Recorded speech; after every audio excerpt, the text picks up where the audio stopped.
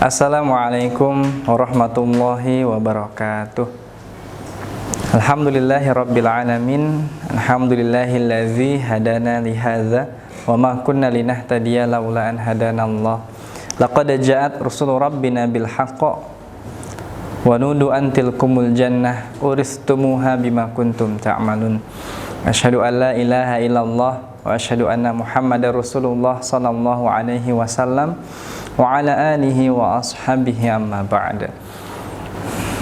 Para saudaraku sekalian yang saya hormati, alhamdulillah kita bisa melaksanakan kegiatan yang sudah Allah naskan kepada manusia dengan perintahnya bahwa fadzakir fa inna dzikra tanfa'ul mu'minin, yaitu kita diperintahkan oleh Allah untuk saling mengingatkan. Ya, dalam praktek saling mengingatkan ini tujuannya hanyalah satu, yaitu pesan dari nasihat.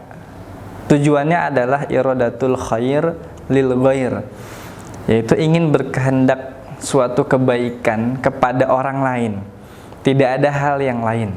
Nah, maka dari itu kesempatan kali ini kita sangat berbahagia karena kita mendapatkan sebuah kesempatan dan peluang untuk saling meningkatkan keilmuan dan saling bisa lebih menenteramkan hati. Sebab dengan praktek nasihat seperti ini, dari ilham-ilham yang Allah berikan, kita melaksanakan ingat kepada Allah, dan hasil dari ingat pada Allah itu menenteramkan hati. Ala bidzikrillah tatma'innul qulub. Di surat Ar-Ra'd dijelaskan seperti itu. Dengan ingat pada Allah itu membuat hati menjadi tentram. Baik saudaraku sekalian,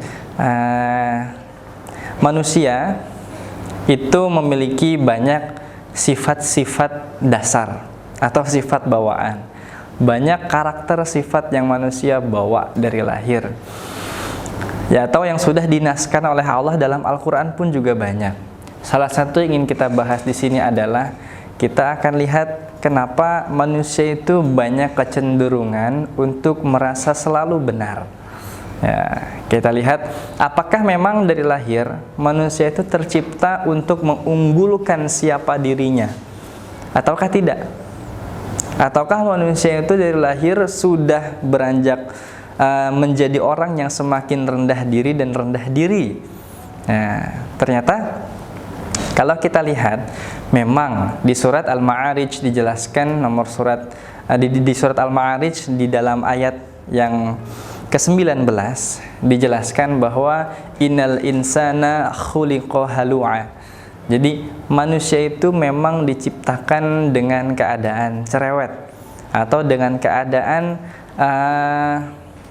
dia banyak komplainnya, banyak komplain, banyak ngeluh, dan juga dia kikir, banyak ngeluh lagi kikir. Itu memang sifat dasar manusia yang dijelaskan di surat Al-Ma'arij. Namun di sisi lain, kehidupan kita sebagai manusia itu banyak kali kita terbentuk oleh maraknya perkembangan massa. Sehingga kita ini manusia terkadang terset up dirinya seperti halnya robot. Nah, kita ketika punya idealisme sesuatu seperti ini, maka sudah tidak bisa dipatahkan oleh sesuatu yang lain. Ya, ada beberapa manusia yang sedikit keras karakternya. Kalau saya sudah memutuskan sesuatu A, maka ya harus A. Sangat idealis sekali. Sementara dunia itu karakternya dinamis. Kita tidak bisa menyangka, terkadang dunia itu membuat diri kita merasa bahagia, senang, kadang juga membuat terpuruk. Ya. Nah, dari hal tersebut mengajarkan kita bahwa kehidupan manusia itu tidak bisa bergaris dengan idealisme yang sudah dia buat atau dia tetapkan. Namun yang perlu dikedepankan adalah mengedepankan kebenaran dan kerendahan hati. Ya, dengan cara kita latih diri dari mengenal tentang karakter dasar manusia tadi. Kalau Al-Ma'arij dijelaskan di ayat 19 sampai 21, innal insana khuliqa halu'a idza massahu syarru jazua wa iza massahul khairu manua. Jadi ketika dia tertimpa kejelekan, mudorotan, sesuatu yang tidak dia senang, dia merasa dia dikucilkan oleh Allah, dia tidak diberi nikmat, dan memang dia ngerasa manusia yang paling celaka. Wah saya ini orang yang paling sengsara, kayaknya qadar nih bener-bener nerpa saya. Wah, jadi dia karena mungkin sisi idealisme terlalu tinggi, sehingga dunia yang begitu dinamis menerpa dia, timbullah banyak menyalahkan banyak hal atau banyak aspek yang disalahkan. Qadar lah salahnya begini, Allah ini menciptakan saya kenapa begini. Namun wa idza massahul khairu manua, ketika dia tertimpa kebaikan, justru dia merasa kebaikan yang dia raih itu berkat jerih payah dia sendiri. Dia katakanlah mendapatkan nilai yang paling bagus di kelasnya, atau setiap semester nilai dia itu selalu tinggi terus, atau dalam perusahaan dia banyak dapat apresiasi oleh banyak orang, atasannya dan segala macam. Dia merasa seluruh apresiasi yang dia terima itu berkat ketangguhan dia, kegigihan dia, tidak ada andil atau campur tangan Allah sedikit pun. Nah, sifat dasar itu para saudaraku sekalian yang membuat manusia semakin kuat idealismenya di kala dunia yang begitu dinamis, yang terkadang qadar yang datang kepadanya itu tidak kenal waktu dan tidak kenal bentuknya, kadang baik, kadang enak, kadang tidak enak. Maka perlu kita belajar tentang berusaha banyak mengintrospeksi diri kebanding kita menyalahkan sesuatu hal dalam perkara yang kita terima. Nah, kadang kan banyak dari beberapa orang itu ingin merasa benar. Nah, ketika ada kesalahan yang dia terima, dia banyak menyalahkan justru ke orang lain. Wah, ini harusnya kalau si A tidak begini, hasilnya nggak akan begini. Wah, kalau si B nggak begini, pasti hasilnya nggak akan begini. Wah, jadi banyak pembenaran yang dia keluarkan tentang keidealismenya dirinya dia. Ideal dirinya dia itu selalu dibenarkan dengan cara banyak menyudutkan atau menyalahkan banyak hal di sekitar dia. Ya, atau mungkin banyak juga manusia dari hal-hal sepele, contoh dia memang mengakui kekurangannya, dia mengakui kesalahannya. Ya, memang saya ini kurang ganteng, tapi kan saya bisa. Nah, jadi ada hal yang ditapikan, yang diunggulkan. Jarang manusia yang benar-benar pure secara murni mengakui dirinya itu penuh dengan kekurangan dan memang letaknya salah. Bahwa sebenarnya kan dinaskan bahwa kullu bani Adam khata'un wa khairul khata'ina tawabun. Ya, bahwa setiap anak turun Adam itu ya ada qadar salahnya. Dia memiliki kesalahan. Dan sebaik-baiknya salah yaitu adalah salah yang ditaubati. Kan seperti itu sudah dijelaskan. Namun banyak manusia yang menyangkal hal ini. Dia ingin terus merasa benar. Maka tidak salah kalau kita berusaha bagaimana mungkin agar mengedepankan introspeksi diri dan tidak merasa benar sendiri. Ya, itu insya Allah akan membuat hati lebih tenang dan lebih tentram, sehingga fokus kita itu terhadap qadar itu jauh lebih stabil, sehingga qadar mau menerpa kita keluar dari idealisme kita. Saya sebenarnya begini banget orangnya, namun qadar berkata lain, kamu harus menjadi orang yang lebih apa gitu. Biasanya orang ini tinggi, dimuliakan, terbiasa diapresiasi, terbiasa dapat pujian. Suatu ketika dia dapat suatu lingkungan yang tidak mengapresiasi dia, ada kalanya dia perlu merasa menjadi orang biasa. Nah, sehingga hati dia bisa menyegoro, hati dia bisa berjiwa besar. Kondisi apapun yang nerpa dia, dia tetap gigih, dia tetap tangguh.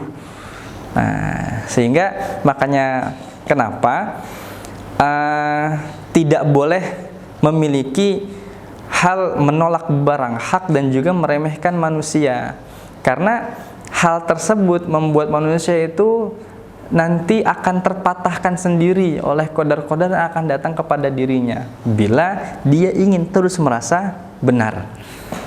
Sifat itu yang akan nanti menimbulkan sifat sombong dan sifat kikir di dalam hati seseorang.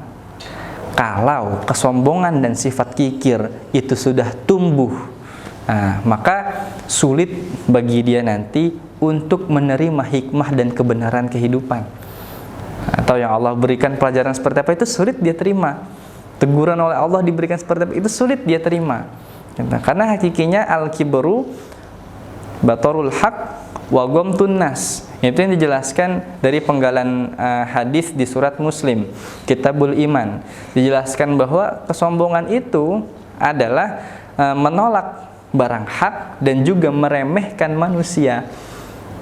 Barang hak yang datang ke dalam diri kita itu banyak halnya terkadang, gitu. Dan juga bisa jadi nasihat dari seseorang yang kita rasa lebih rendah daripada kita, itu adalah sesuatu yang hak yang datang diri kita. Namun kita menyangkal atas dasar orang tersebut tahtanya lebih rendah dari kita. Atau mungkin kita merasa ibadah kita lebih tinggi darinya, sehingga kesombongan kita mulai tinggi. Dari hal itu muncullah sifat penyangkalan di dalam hati terhadap hikmah yang harusnya kita dapat hikmah. Kenapa situasi ini datang kepada saya? Kok saya tiba-tiba turun derajatnya? Wah, kalau kita tidak bisa membuka hati, gak terbiasa untuk menerima kebenaran dengan situasi yang Allah berikan, entah itu ditegur oleh anak kecil, entah itu ditegur oleh keadaan yang membuat kita keluar dari idealisme. Kalau kita gak bisa menerima itu dengan hati yang apa adanya, maka hikmah sulit masuk ke dalam diri kita, sehingga diri kita semakin keras. Allah pun di dalam surat An-Najm menjelaskan bahwa fala tuzakku anfusakum huwa a'lamu bimanittaqa. Kalian janganlah merasa suci, janganlah kalian mensucikan diri kalian. Maksudnya kalian jangan ngerasa suci sendiri lalu mengatakan bahwa orang lain itu lebih buruk. Sebab kenapa? Sebab huwa a'lamu bimanittaqa. Allah sendirilah yang mengetahui siapa orang yang takwa di sisi Allah. Jadi kita tidak boleh merasa paling pol sendiri, karena kalau kita tidak mengetahui bahwa kalau kita tahu bahwa Allah lah zat yang menutupi aib kita sehingga kita bisa menjadi manusia yang sesempurna ini di hadapan manusia lain, kita akan merasa humble, kita akan merasa rendah diri bahwa kesempurnaan yang kita terima, kebaikan yang kita terima itu atas dasar banyaknya keburukan yang Allah tutup. Makanya sikap dari ulama sholih zaman dahulu yang bernama Yahya bin Mu'ad, dia ketika ditanya kaifa asbahat, kamu bagaimana kabarnya pagi hari ini, beliau mengatakan bahwa alhamdulillah baina ni'matain, saya hidup di antara dua nikmat. Yang pertama adalah khairul mansyurin, kebaikan yang Allah tebarkan. Lalu wasyarul masturin, dan kejelekan atau aib-aib yang Allah tutupi. Itu bentuk dari kerendahan hati, bahwa dia sadar kebaikan yang dia terima atau banyak apresiasi orang yang datang kepada diri dia itu bukan serta-merta karena dia sendiri yang baik atau dia sendiri yang bagus. Namun Allah lah yang memberikan kebaikan tersebut. Allah juga yang menutupi aib-aib yang ada di dalam diri kita. Dengan mengetahui hal tersebut, insya Allah kita akan jauh lebih rendah diri dan tidak merasa paling benar sendiri. Kecenderungan untuk merasa paling benar dan sombong itu akan sedikit demi sedikit terminimalisir dalam hati kita. Alhamdulillah, insya Allah cukup sekian. Semoga kita semua bisa memiliki pribadi yang jauh lebih tenang, banyak berdamai dengan situasi, dengan hati yang baik, qalban saliman, tidak ada rasa takabur, kikir atau sombong. Akhir qauli hadza, wassalamualaikum warahmatullahi wabarakatuh.